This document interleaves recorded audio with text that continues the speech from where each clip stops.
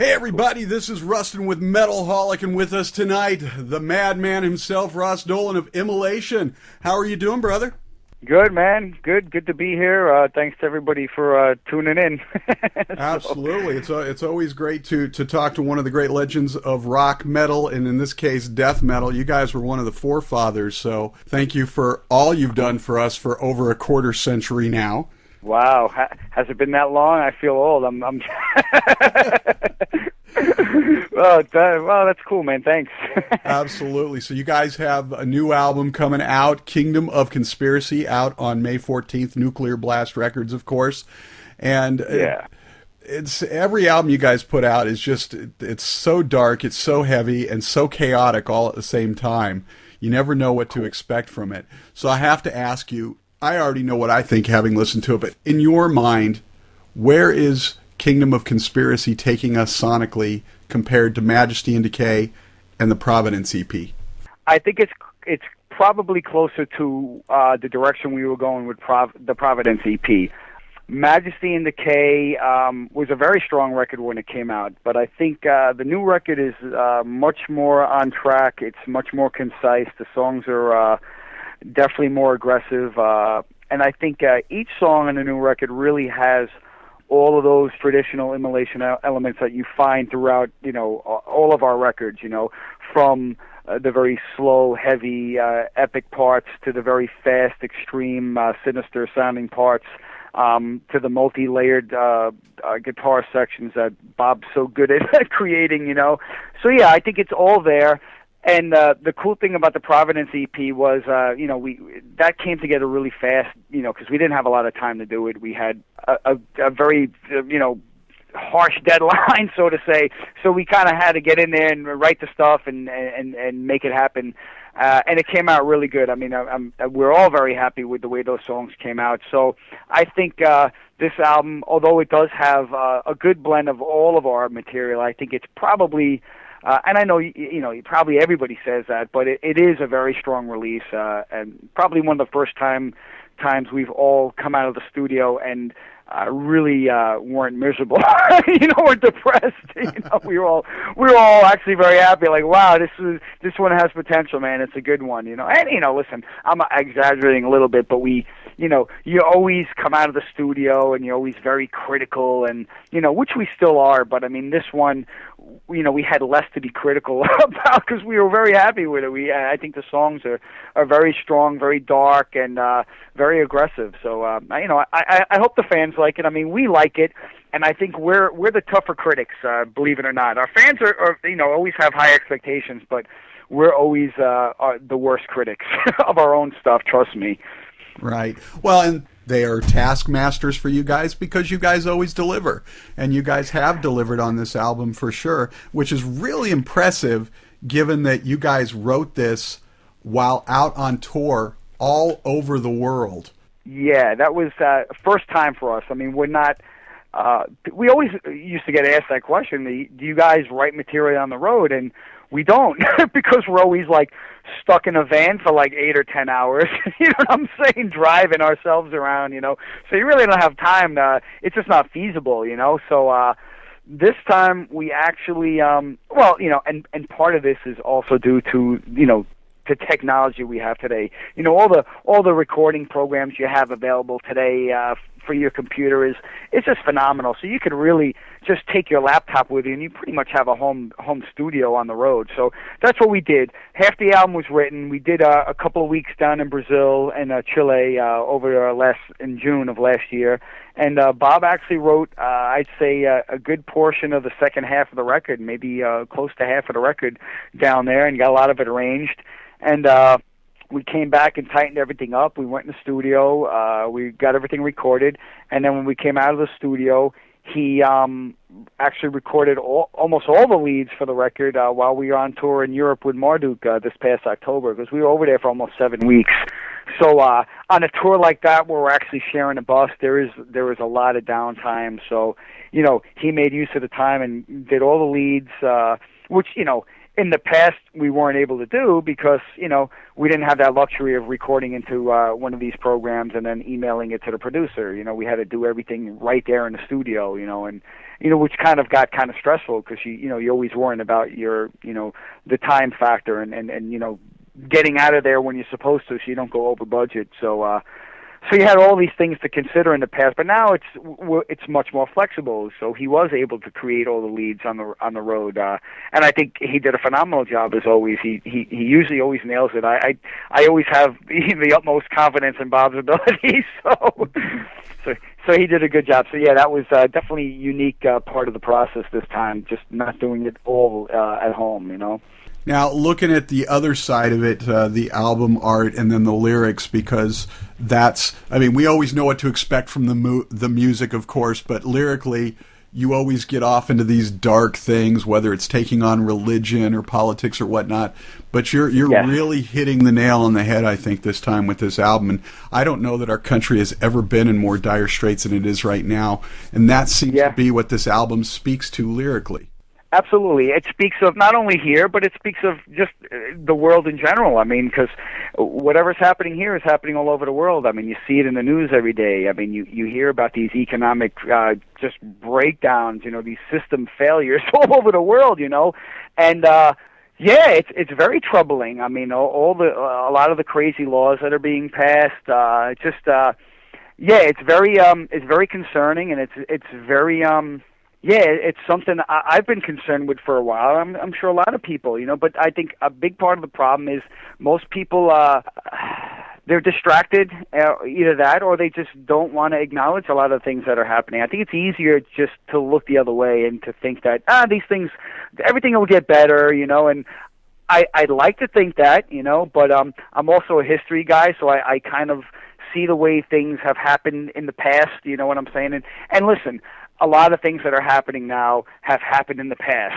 You know what I'm saying? It's like nothing really new is happening, but I think things are kind of at an accelerated rate now, and there's a lot of things that are happening that are very concerning to me. So I think that's where a lot of the inspiration for the album came from, and like you said, we do look at the very darkest side of humanity, whether it's through religion or politics or just on a personal or social level. We always kind of just listen, the inspiration is all around us. You just need to look around, and there's always something you could pinpoint to write about.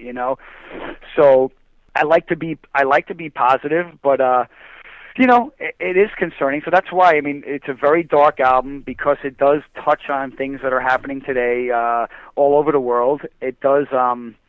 We obviously threw our own spin on a lot of things.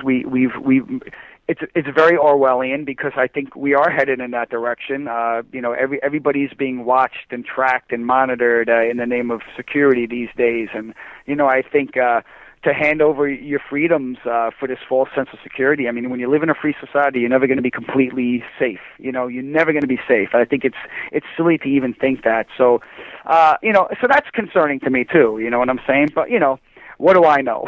You know what I'm saying? Yeah, I think you're. I think you're a lot closer to it than a lot of other people are right now. So.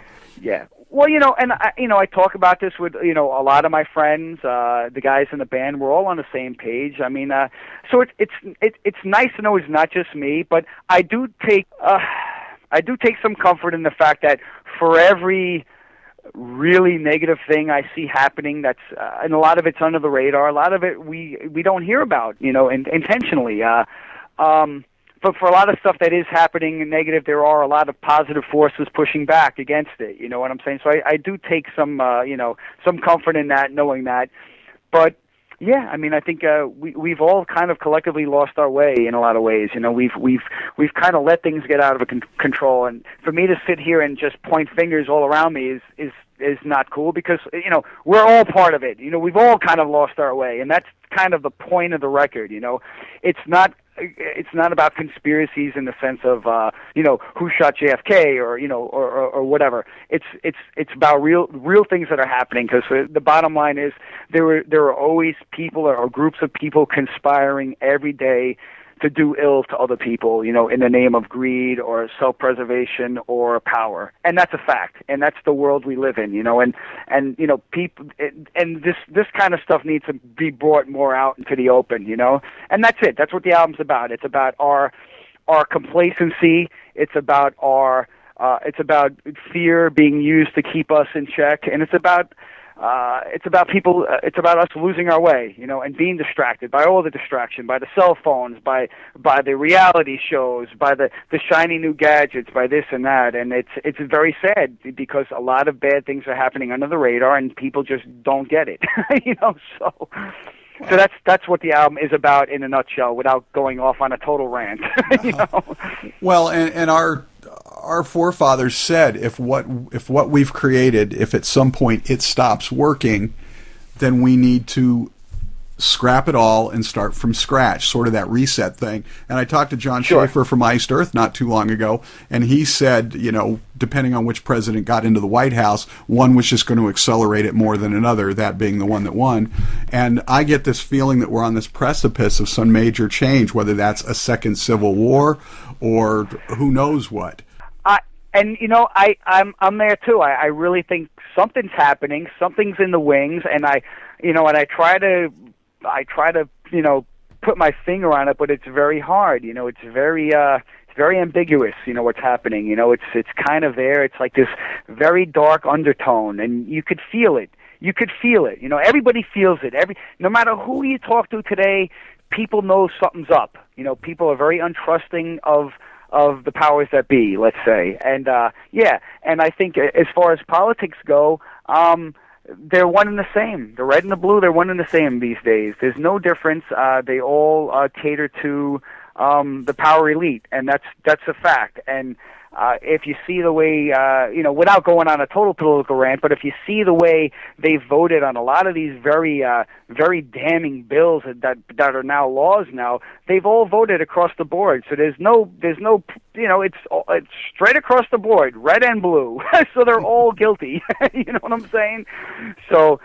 And that's what's concerning, and it's like when you sit here and you have the argument about the Republicans or the Democrats and this or that, it's just another way to distract and to divide people, you know what I'm saying? Instead of saying, hey, look, we have some very real legitimate problems right now in our country that need to be addressed, and instead we're focused on nonsense. We're bickering about parties and this and that. It's like, it's not about that. How about the human element? How about what the people need? You know what I'm saying? Instead of so that's kind of that's that's kind of where we are. You know what I'm saying? Yeah, I get what you're saying, absolutely. And I wrote an article about this the other day. It's almost like political parties have become more like sports teams. You support that team no matter what's going on, rather than everybody focusing on what's important. And the majority of us as a nation are in the middle of everything anyway. And I mean, we're in the middle of everything politically. We're not all liberal. We're not all conservative. The majority of the country is somewhere in the center,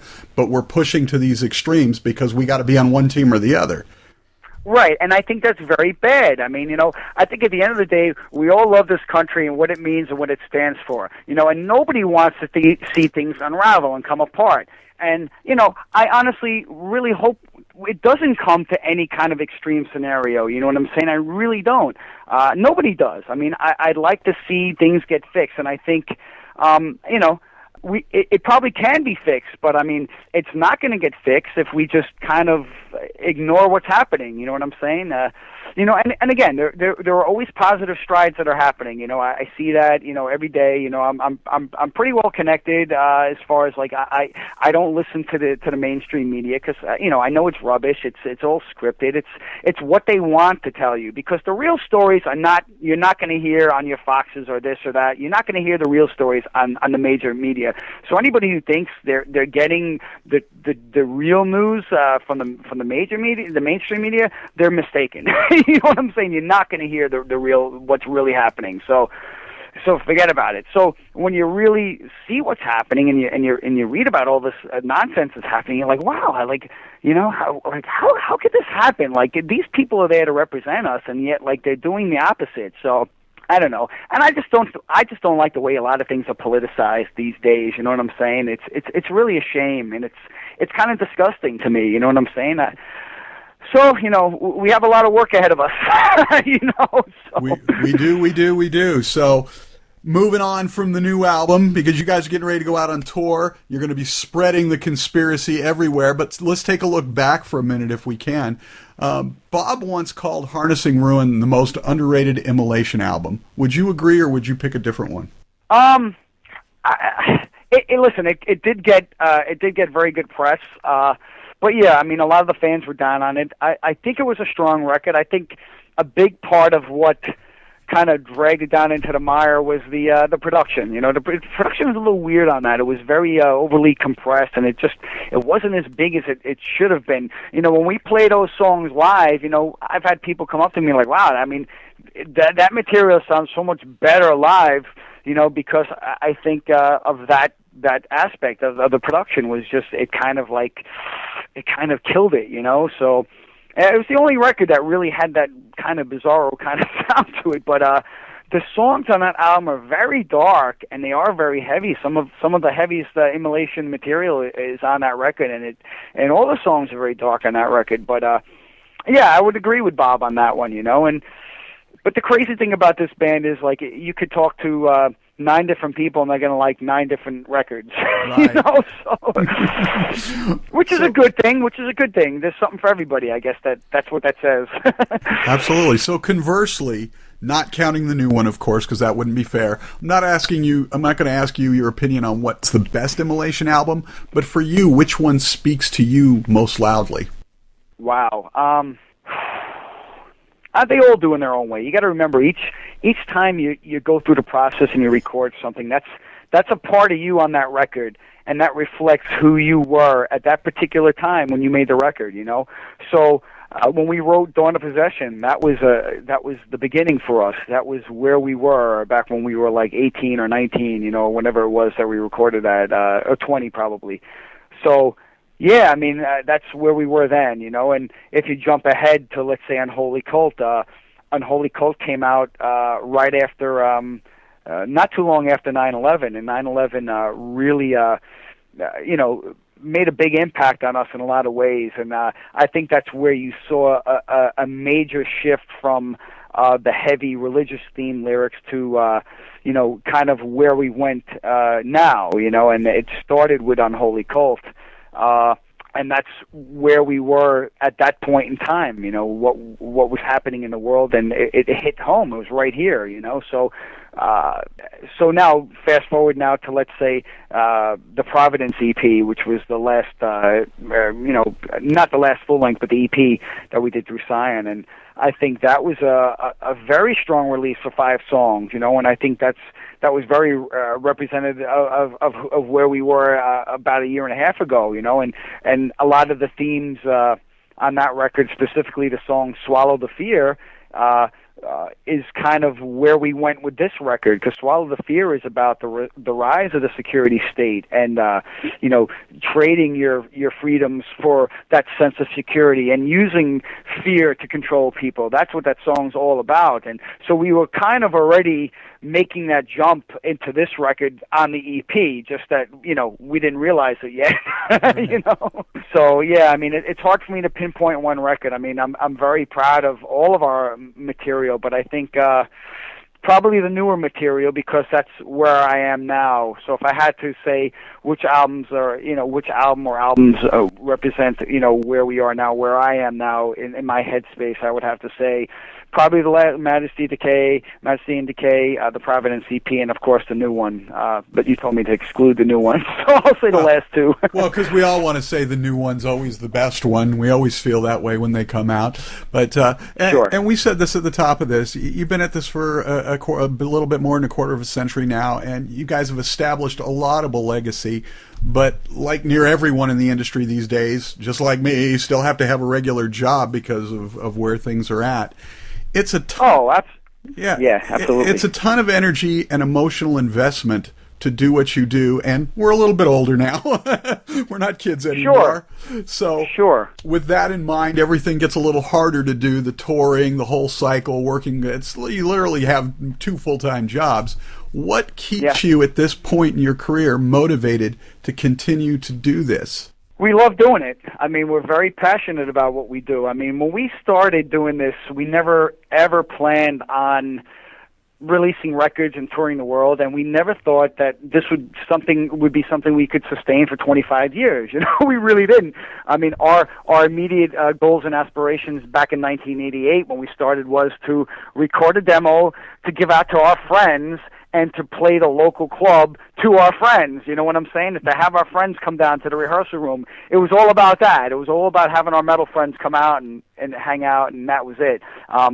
When we actually realized that, wow, this is a worldwide movement, and we were getting letters from all over the world, and then we got signed, and then we kind of got sucked into and got became part of this whole ride, and it's always been a very hard thing to balance because we've never made a living off of this. Let's be very plain about that. We really don't make that much doing this. You know what I'm saying? Right. Whatever we make kind of it covers our expenses, and if we have a little bit left over, so we don't so we can cover our bills. That's about it. But and we kind of knew that at the beginning. We were always realistic, which I think helped us. In our longevity, we never had any kind of like unrealistic, ideas about what this was about. It was just something we always truly did because we enjoyed it. There's something cool about the entire process. I can't even explain it. I mean, from creating the music and to sitting down with the guys and rehearsing the material and then recording it in the studio and then hearing it finally when it's done. I mean, it's like the first time you're hearing it as a complete song, and then to go out on the road and to perform to people all over the world who actually like what you're doing. It's kind of a very bizarro thing. Even now, I can't even explain it. Like when we travel and we go to Europe or we're on tour, when you're at a show and there's like a room full of people who like know the lyrics and they know what you're doing, it's bizarre to me because, I'm still a truck driver. That's what I do. I work like 11 hours a day sometimes. I'm a truck driver in Manhattan, and that's my job. And, that's where I'm at, like, all the time. But when I step into the fantasy world of, being a musician, and I'm out there on the road, it's like an alternate reality for me. It's like another life. I still can't, like... you know what I'm saying? I still can't bring those two worlds together. They're still very separated in my life. And I think it's a good thing. You know what I'm saying? Because it keeps me focused, it keeps me grounded, and I'm always motivated. The fact that the band was never a business for us, and it was never a means for us to sustain ourselves financially, I think helped us. Not helped us, but it helped it stay fun. You know what I'm saying? It's still fun. We're not jaded like, oh, we got to do this. No, we got to go on tour. We look forward to this. This is our vacation. You know what I'm saying? So I think that's part of why I think we've been around for so long and why I think we were able to do it. Because we are realistic and we enjoy doing it truly. So. Nice. Well, a couple more quick questions before we get out of here. I know it's late where you're at. You guys have played all over the world, but is there some place that's still on your touring bucket list, if you will, that you want to get to? Oh, absolutely, man. I'd love to get over to Asia. I'd love to do China, Japan, a lot of the areas over there. Never been to Australia, New Zealand. We had plans to do all of these countries, but we never got there. There was issues with visas and stuff like that, so we just didn't have time. So hopefully we'll get there. I've always wanted to go see Egypt. It's like it's not going to happen now, but like there's a place I'd like to go, whether to play or not. But just to see the pyramids and see stuff like that. So there's a lot of great places all around the world I would like to either see or visit, even if it's not in a touring context. But So we've done a lot, but there's still so much more that we can do. We've done North America, we've done South America, we've done Europe, of course, Scandinavia. So we've been to a lot of places, but there's still so much more. So so that would all be on my bucket list. So, and having eaten all over the world, because you've toured all over the world, what's the strangest thing you've eaten out on tour, and where was it? I'd have to say some of the most unique food we've had was in Mexico. We did like 2 weeks in Mexico back in like the early '90s with Incantation and a band called Acid Bath, and Sammy from Goat Horror was the guitarist in Acid Bath back then. So that's when we first met, and we were down in Mexico for 2 weeks, and man, we ate some interesting stuff, man. From roadside chicken, literally they would just cook it on the side of the road on one of those little bootleg hibachis, and sell you a piece of chicken and a tortilla that was warmed up on the little hibachi, like literally off on the side of a road, in the dirt over there. When there's nothing going on, not like rest stops like you have here, type of thing. So yeah, that to some interesting spicy, crazy spicy peppers we've had down there, and just some unique stuff down there. But we're adventurous sometimes. We're not the typical Americans sticking to McDonald's and all that nonsense. We try to eat stuff that's kind of unique to the region. At least when we can, at least. You know what I'm saying? And we're definitely foodies, man. We love our food, and you definitely hit on a good subject. Well, next time we'll have to talk about that more in depth. One of my other favorite subjects is always New York and music, and you happen to be a musician from New York. So going back to when you were growing up yourself, right. I'm sure you've talked about your influences in countless interviews over the year, but just looking at New York, who are the people that you looked to in New York when you were growing up that really inspired you? And well, okay, back in the I first started going my first metal concert. I saw Dio on the Last in Line tour with Dokken, and that was in like whenever that was, '83. I think that was my first like concert tour. And then after that, I saw Maiden a bunch of times. But my first underground show, my first real, and this is Lemoore in Brooklyn. I don't know if you ever heard of Lemoore, but yeah. Lemoore was the place back in the day, and that's where I saw I think so many of the classic bands, everybody from from Slayer on the Hell Awaits tour to Carnivore before the first album even came out. I mean, so my first show at Lemoore when I was 15 was it was Exodus. They headlined. It was for Bonded by Blood. It was Exodus. It was Carnivore. It was Agent Steel, Nuclear Assault, and Blessed Death. So every band I think below Exodus at that point didn't have any records out. You know what I'm saying? Carnivore was a demo band. Agent Steel might have had an album out. Nuclear Assault didn't have any records out because they were playing demo stuff. I remember that. And yeah, so I got to see a lot of these bands before they even put out records. And then when the records came out, I was a huge Carnivore fan and Typo Negative fan because I used to see Pete at shows. He would.